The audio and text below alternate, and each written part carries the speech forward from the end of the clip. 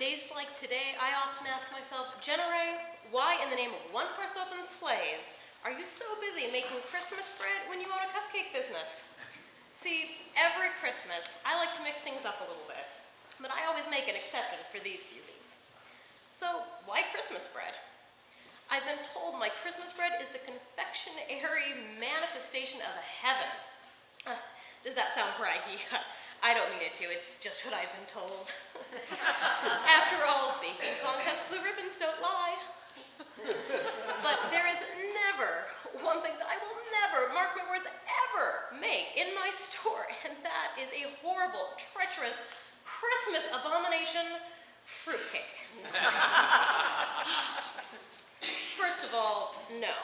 Second of all, just no. Does it even need to be said? You either want fruit or cake, and I personally don't want them at the same time. You might as well make a drink called orange toothpaste juice. Sure, some people say they like fruit cake, but can we really trust those people?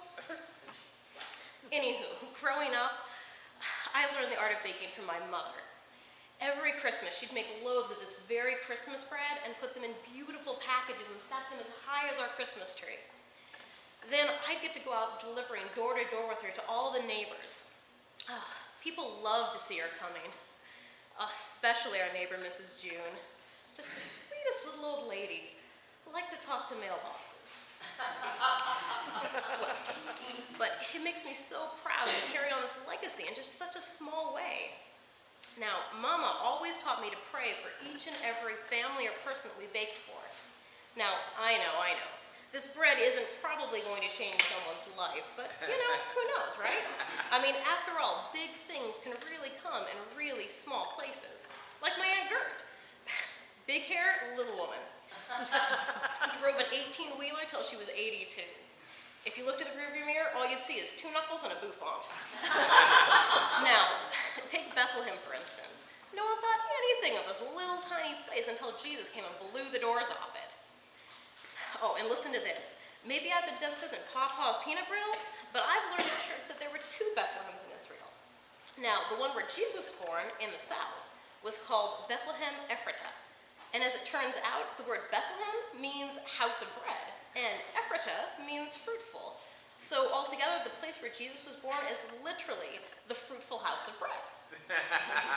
Now, I should say, this is not a biblical reference to fruitcake. This is fruit bread. There is a difference. There is a large difference. Fruitcake is better suited to anchor a boat than to usher in the birth of a king. But isn't this great? This little old Bethlehem, chosen to be the place where God's Son, the biggest gift in a tiny body, was first drawn a human breath. And what a perfect recipe for mankind, the bread of life. So let's not get caught up in all that holly jolliness of gift giving and without really receiving the main gift or the main ingredient. Now, can you imagine forgetting the main ingredient? I mean, like this sugar here. I mean, if I were to forget this, it would be a Christmas calamity on our hands. I mean, without sugar, this bread would be, oh, sweet jingle bells. Oh, ladies and gentlemen, it might be time to panic. Oh, I seem to have been substituting salt for the sugar all this time. Oh, holy handbell, I think I've made something worse than ginger or fruitcake.